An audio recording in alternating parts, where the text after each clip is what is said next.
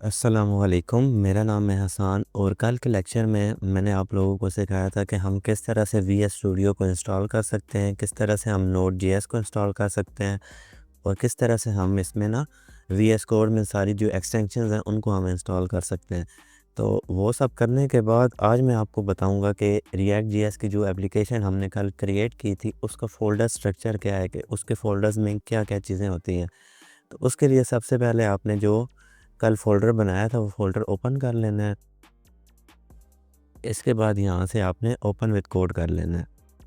तो ये आपका वी एस कोड में आपका फ़ोल्डर जो है वो फुली ओपन हो जाएगा, ठीक है। इसके बाद मैं आपको सबसे पहले एक चीज़ बता देता हूँ कि अब ये जो आपने एप्लीकेशन क्रिएट कर ली है, आप इसको ऑनलाइन देख भी सकते हो, विजुअलाइज़ भी आप कर सकते हो। तो उसके लिए आपने सिंपल लिखना है npm स्टार्ट और एंटर का प्रेस कर देना है आपने। इसके बाद ये खुद ही जो होगा आपका ब्राउज़र जो होगा उसको ओपन कर देगा और आप देख लोगे कि आपका ये आपकी रिएक्ट जेएस की जो एप्लीकेशन है वो क्रिएट हो चुकी है। आप यहाँ पे देख सकते हो कि ये खुद ही ओपन हो गया है, ठीक है। इसके बाद हम आ जाते हैं इसके ये वाले फ़ोल्डर स्ट्रक्चर पे। तो इसको देख के आपने बिल्कुल भी परेशान नहीं होना।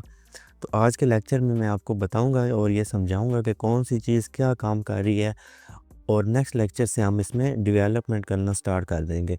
तो सबसे पहले आ जाता है यहाँ पे रीडमी वाला फ़ोल्डर। इसके टर्मिनल को मैं थोड़ा क्लोज़ कर देता हूँ। सबसे पहले आ जाता है रीडमी वाला फ़ोल्डर, ठीक है। इसमें अगर आप किसी ना रियल वर्ल्ड प्रोजेक्ट जो है उसमें काम कर रहे हो तो इसमें आप सारे इंस्ट्रक्शंस दोगे अपने एप्लीकेशन के, ताकि लोग उसको देखकर समझ पाएँ कि इसमें क्या हो रहा है। लेकिन अभी के लिए हमें ये नहीं चाहिए, इसलिए मैं इसको सिंपली जो है वो मैं डिलीट कर देता हूँ,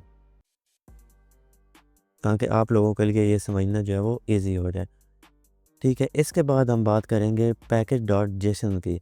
तो ये जो है वो बहुत ही इम्पोर्टेंट फ़ाइल है हमारे लिए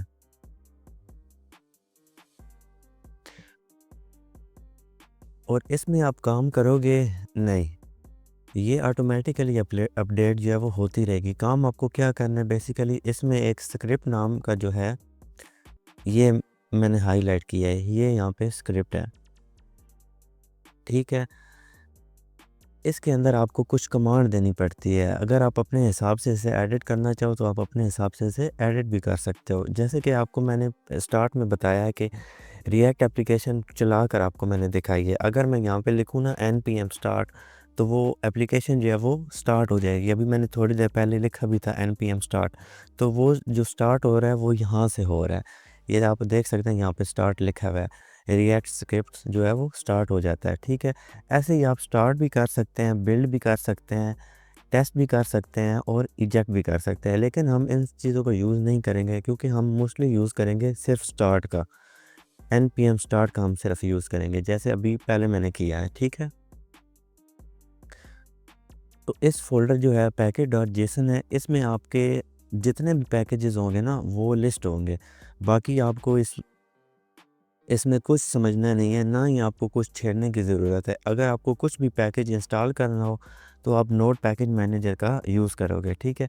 आप लिखोगे npm स्टार्ट, npm इंस्टॉल और आगे जो भी आपने पैकेज इंस्टॉल करना होगा आप सिंपल उस पैकेज का नेम लिख दोगे तो वो इंस्टॉल हो जाएगा।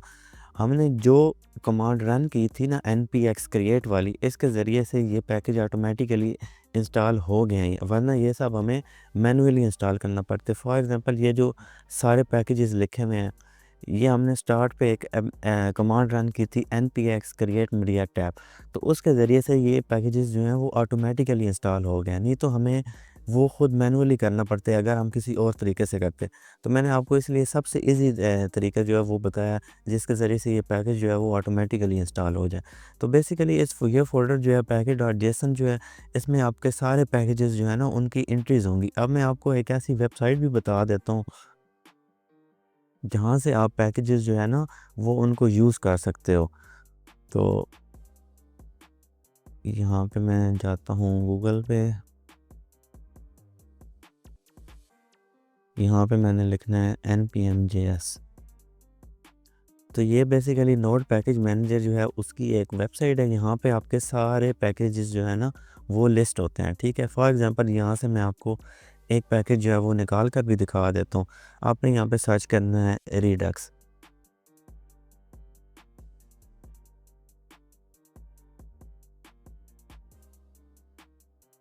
तो आप ये देख सकते हैं इसने आपको ना रीडक्स जो है उसका बता दिया। तो रीडक्स बेसिकली होता क्या है? रीडक्स बेसिकली एक आपका एप्लीकेशन या आपकी स्टेट मैनेजमेंट की लाइब्रेरी होती है। इसका भी मैं आगे चल के आपको बताऊंगा। तो इसने यहाँ पे एक कमांड दे दी है npm i redux। आप वहाँ पे VS कोड में जाके इसको इंटर कर इसको लिख के इंटर करोगे तो आपका ये जो पैकेज है वो ऑटोमेटिकली इंस्टॉल हो जाएगा। उसके अलावा इसमें और भी बहुत ज़्यादा पैकेजेस होते हैं। आप अपनी मर्ज़ी से ना यहाँ से पैकेज देख के उसको इंस्टॉल कर सकते हो। तो ये इसको कहते हैं नोड पैकेज मैनेजर, ठीक है। अब हम आगे चलते हैं। आपको सिंपली यहाँ से जो है वो कमांड को कॉपी करना होता है नोड पैकेज मैनेजर वाली वेबसाइट से, और उसको VS कोड के टर्मिनल जो है वो उसमें पेस्ट करके इंस्टॉल कर देना होता है। ये सिर्फ मैंने आपको एक ओवरव्यू दिया है कि हम इस फ़ोल्डर में होता क्या है। आप बिगिनर हो तो आपको इसे यूज़ करने की भी नीड नहीं है। वैसे मैंने आपको बता दिया है कि यहाँ पे इस फ़ोल्डर में package.json में सारे आपके पैकेजेस इंस्टॉल होते हैं, और अगर आपको कोई मज़ीद पैकेज इंस्टॉल करना हो तो आप उस वेबसाइट से जाके इंस्टॉल कर सकते हो। इस फ़ोल्डर में बेसिकली यही चीज़ें होती हैं। तो इसके बाद आ जाता है पैकेज पैकेज log.json, ठीक है। इसको भी मैं ओपन कर लेता हूँ फ़ोल्डर को। इस फ़ोल्डर को भी देख के आपने घबराना नहीं है, मैं आपको इसके बारे में भी बताता हूँ सारी चीज़ें, ठीक है। ये बेसिकली जो आपका फ़ोल्डर है ना, ये भी आपके पैकेजेस की रजिस्ट्री करेगा। मतलब ये कि इसमें भी आपके पैकेजेस का डाटा होगा। तो इसके लिए अभी हम इसको खोल कर भी नहीं देखते, ठीक है। आपको बेशक इसको अभी ओपन करने की भी नीड नहीं है। इसमें भी आपके वही उसी तरह से पैकेजेस जो हैं उनका डाटा होगा कि कौन सा पैकेज किस वर्जन का है, ये सारे यहाँ पे वर्जन लिखे हुए हैं, ठीक है। आपको अभी इसको ओपन करने की भी नीड नहीं है। इसके बाद आ जाता है गिट इग्नोर। तो गिट इग्नोर यार ये एक अलग चीज़ है। बेसिकली इसको हम यूज़ करते हैं ताकि हम ना कौन सी चीज़ डिप्लॉय के टाइम गिटहब में रखना चाहते हैं और कौन सी नहीं रखना चाहते। इसको भी हम अभी के लिए नहीं छेड़ेंगे क्योंकि ये काफ़ी फिर कम्प्लेक्स हो जाएगा अगर मैं आपको अभी गिटहब के बारे में बताना शुरू हो जाऊँगा। तो गिटहब बेसिकली जो है ये रिएक्ट का पार्ट नहीं है। गिट जो है वो एक अलग चीज़ है, इसलिए हम ना इसको भी अभी नहीं यूज़ करते हैं, ठीक है।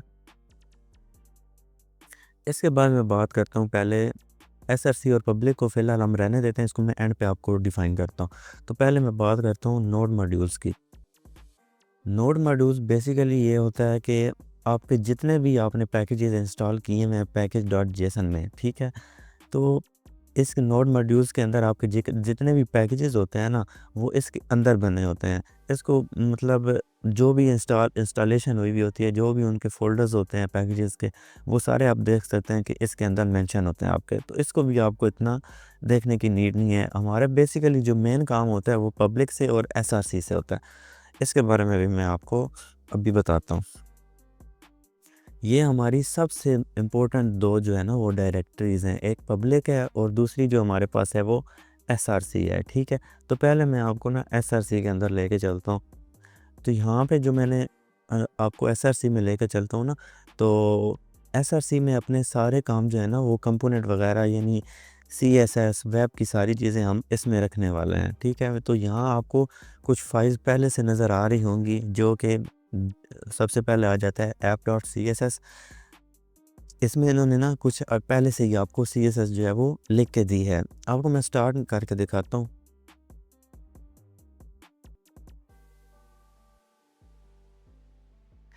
आप यहाँ पे देख सकते हैं ये सीएसएस आपकी लिखी हुई है, ठीक है। अब मैं आपको एक दफ़ा ना एप्लीकेशन जो है वो स्टार्ट करके दिखाता हूँ।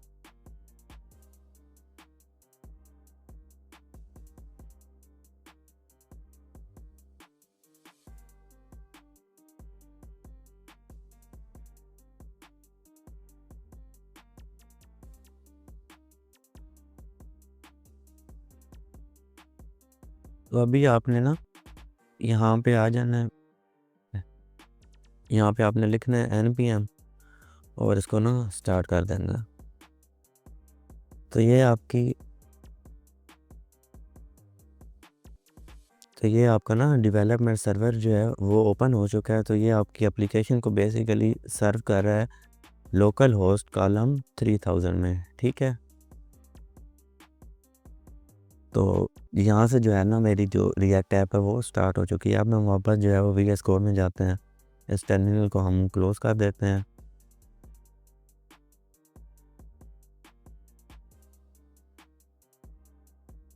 अब मेरा जो है app dot C S S जो है ये फ़ोल्डर ओपन है।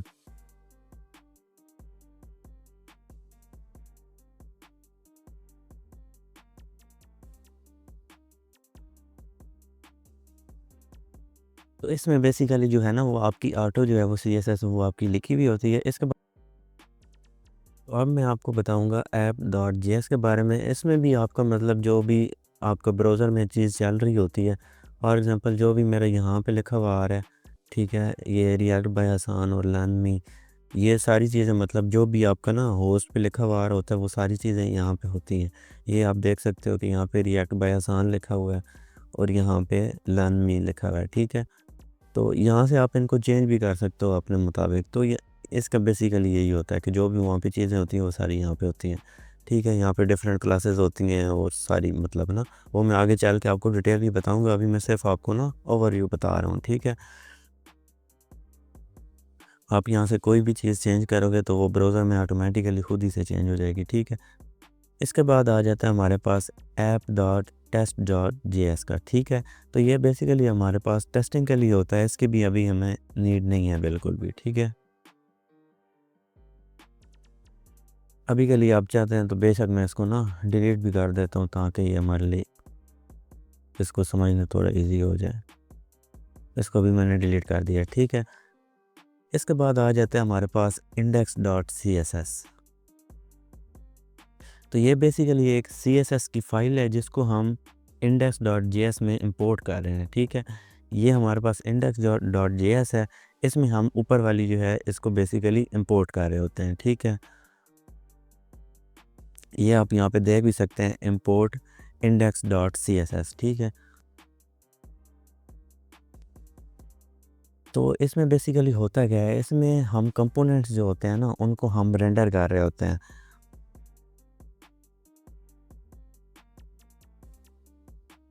तो इसके बाद आ जाता है हमारे पास लोगो, ठीक है। अब ये आपने आप लोगों को समझ आ गया ना कि इंडेक्स डॉट जे एस जो होता है उसमें हम इसको index dot C S S जो होता है उसको हम इंपोर्ट कर रहे होते हैं, ठीक है। तो ये बेसिकली कंपोनेंट्स के लिए यूज़ होता है। मैं आपको सारी चीज़ें डिटेल में बाद में बताऊंगा। अभी सिर्फ आप इसका ना ओवरव्यू ले लें क्योंकि अभी मैं आपको सारा कुछ बताना शुरू कर दूंगा तो वो आपके लिए फिर समझना बहुत मुश्किल हो जाएगा, ठीक है। इसके बाद ये लोगो आ जाता है जो वेबसाइट पे आपको लोगो शो हो रहा था। इसके बाद आप हमारे पास आ जाता है रिपोर्ट वेब वाइटर्स, ठीक है। ये आपकी हेल्प करेगा कि आपकी ऐप की जो परफॉर्मेंस है ना ये उसको मेजर करने में आपकी हेल्प करेगा। तो इसको भी अभी के लिए हम हाथ भी नहीं लगा रहे, इसको भी बेशक जो है वो मैं डिलीट कर देता हूँ। अभी के लिए सिर्फ मैं ना इसको डिलीट कर रहा हूँ ताकि हमारा फ़ोल्डर स्ट्रक्चर जो है वो थोड़ा ईज़ी हो जाए।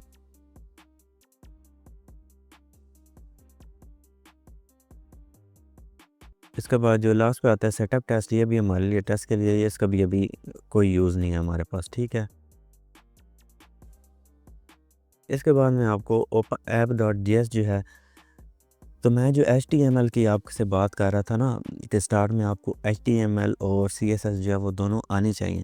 तो यहाँ पे आपकी जो है ना HTML लिखी होती है, लेकिन ये भी pure app dot G S में आपकी HTML लिखी होती है, लेकिन ये भी प्योर HTML नहीं है, बल्कि इसको हम JSX कहते हैं, ठीक है।